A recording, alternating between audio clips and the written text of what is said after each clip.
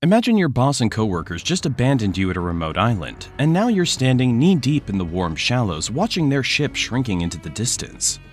You scream, shout, and wave your arms wildly, but they ignore your cries, and soon their sails disappear over the horizon. The nearest civilization is hundreds of miles away, across the open Pacific Ocean, and as you stand completely alone, you begin to feel the level of isolation that few humans have ever known. In the early 1700s, this was the unfortunate situation a sailor named Alexander Selkirk found himself in. His experience on Masatira Island and struggle to survive in an impossible situation was so incredible that it became the inspiration for the famous novel Robinson Crusoe, and has since influenced countless other works, including Tom Hanks's Castaway. Alexander's true story is often regarded as the original stranded on a deserted island tale, captivating generations with its thrilling adventure and serving as a powerful testament to human resilience. Alexander Selkirk was born in 1676 in Lower Largo, a seaside village in Fife, Scotland.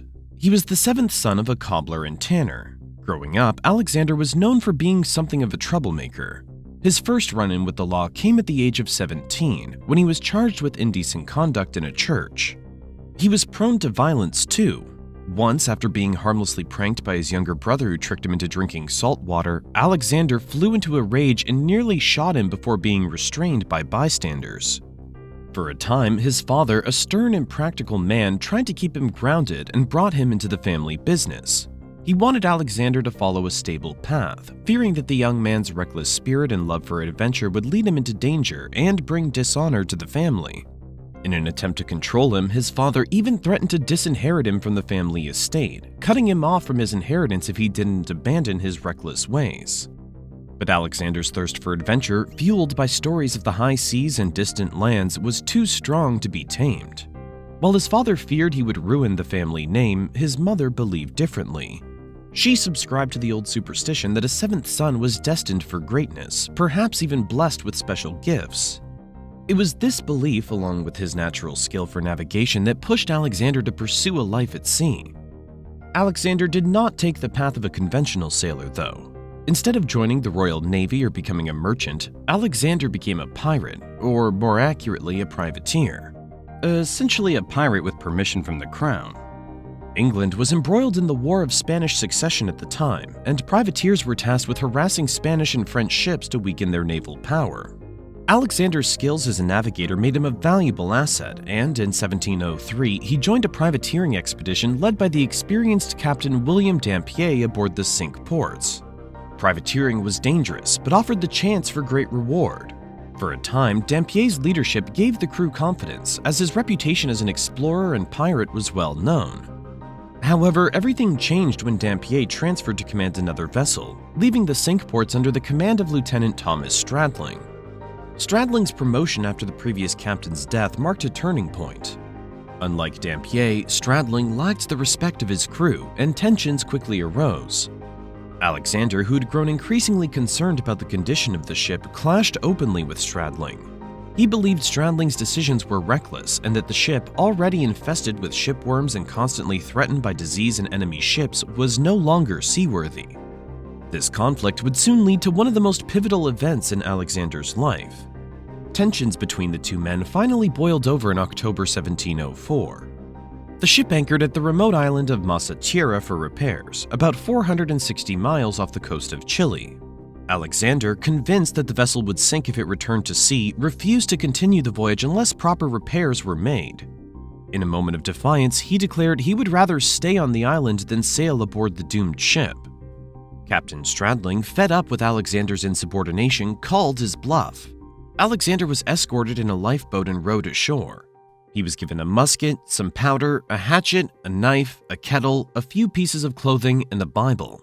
As the Cinque Ports sailed away, Alexander shouted and begged to be taken back aboard, but his pleas fell on deaf ears. He was marooned. At first, Alexander struggled to accept what had happened. He spent days sitting on the beach gazing at the horizon, convinced that Stradling would come back for him. But no one came. The weeks turned into months, and Alexander was forced to accept his fate. He was completely alone on a small, uninhabited island in the middle of the Pacific Ocean. The isolation was crushing. The first months were a dark time for Alexander. His days were spent gathering shellfish, catching fish, and dodging aggressive sea lions during their mating season. His faith helped him cope with the overwhelming loneliness. He turned to the Bible, reciting psalms each day to remind himself that he wasn't entirely alone. As time went on, Alexander's perspective began to change. As he grew familiar with the land, he started to see the island not as a prison, but as a haven. The island itself, Masa Tierra, known as Robinson Crusoe Island, was small but resource-rich. Alexander built 2 huts from the wood of pimento trees, one for sleeping and another for cooking. He discovered wild goats which had been left on the island by previous sailors, and they became his primary source of food. He tamed some to provide a steady source of milk and occasionally hunted them for meat. His skills as a tanner allowed him to fashion new clothing from their hides when his own garments wore out. But there was one problem Alexander couldn't solve on his own: rats. The island was infested with them, and they plagued him nightly, biting him as he tried to sleep. Besides being terribly uncomfortable and painful, it also threatened deadly infection. To deal with this, he managed to capture and tame several feral cats that had also been left behind by sailors. These cats became his nocturnal protectors, keeping the rats at bay while he slept. They also provided a sense of companionship that Alexander had desperately lacked on this island. Over time, Alexander's survival instinct sharpened. He learned every inch of the island, where to forage for fruits and vegetables, which cliffs were safe to climb, and where to find shelter during storms. He even grew up physically stronger from his rich diet and activities like chasing goats and climbing the island's rugged terrain. However, his overconfidence almost cost him his life. One day, while pursuing a goat, Alexander lost his footing and fell from a cliff. The only reason he survived was that the goat he was chasing broke his fall. Severely bruised and winded, Alexander was laid up for days, recovering from what could have been a fatal accident. It was a wake-up call. He was utterly alone, and if anything were to happen to him, no one would ever know. Alexander began carving his name and the date he'd been stranded into the trees around the island. This was his way of marking his existence, in case the worst happened. Despite being stranded in such a remote location, Alexander very occasionally caught glimpses of the outside world. Spanish ships navigating the Pacific on their way to and from the Americas would occasionally pass by Masa Tierra. While this might sound like a hopeful sign of rescue, Alexander knew that being discovered by the Spanish would lead to a much darker fate than continued isolation.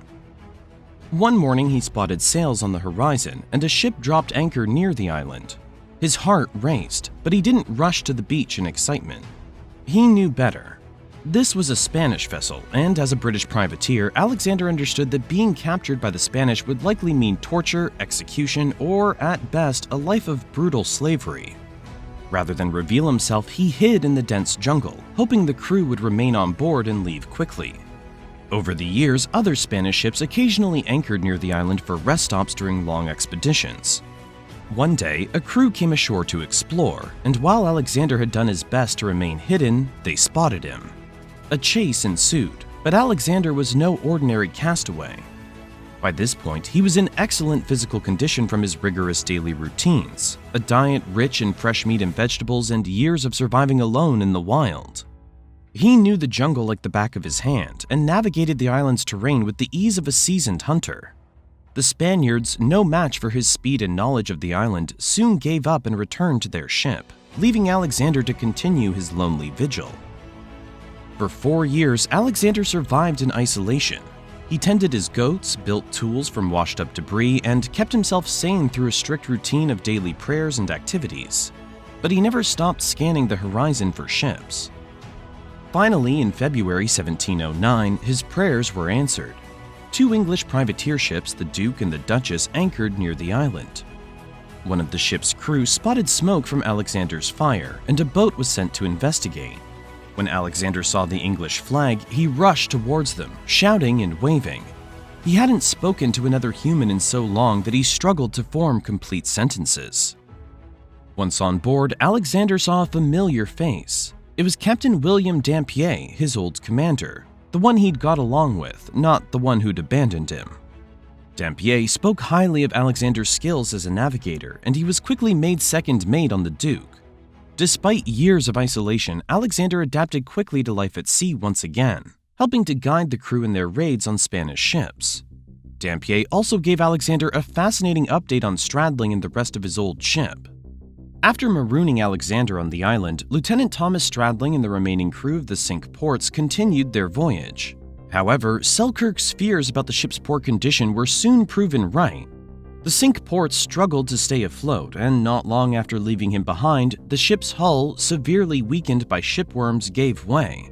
The vessel eventually sank off the coast of what is now Colombia. Most of the crew, including Stradling, were captured by Spanish forces.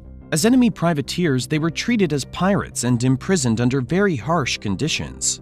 Stradling and the surviving crew members spent years in brutal Spanish prisons before being released or exchanged as part of prisoner swaps. Stradling himself eventually made it back to England, but his fate had somehow ended up much less fortunate than the one he'd given Alexander, who, despite being stranded, survived in good health and later returned home with his incredible story. After 8 years away, Alexander finally returned to England in 1711 a wealthy man. He'd earned a considerable fortune during his time privateering, but wealth seemed unexciting after his experiences on the ocean. Although he'd become a bit of a minor celebrity, his heart remained at sea. In 1717, restless once more, Alexander joined the Royal Navy. Tragically, just 4 years later, he contracted yellow fever while on patrol off the coast of Africa and died in 1721. His body was buried at sea, a fitting end for a man who had spent so much of his life on the ocean. Alexander Selkirk's incredible survival story became the inspiration for Daniel Defoe's Robinson Crusoe, published in 1719. The novel's depiction of a man stranded on a desert island captured the imaginations of readers worldwide and solidified Alexander's place in literary history. Although we never lived to see his story immortalized in print, Alexander's tale remains one of the greatest examples of human endurance in the face of overwhelming odds. Alexander once reflected on his time on Massa Tierra, saying, "I am now worth 800 euros, but shall never be as happy as I was when I was not worth a farthing." His story is a testament to the human spirit, that even in the darkest of times, we have the ability to find peace and contentment, even on the far side of the world, alone on a desert island. Thanks for watching this episode of Edge of Survival. If you enjoyed this story, don't forget to like and subscribe for more incredible survival stories. Hope to see you in the next one.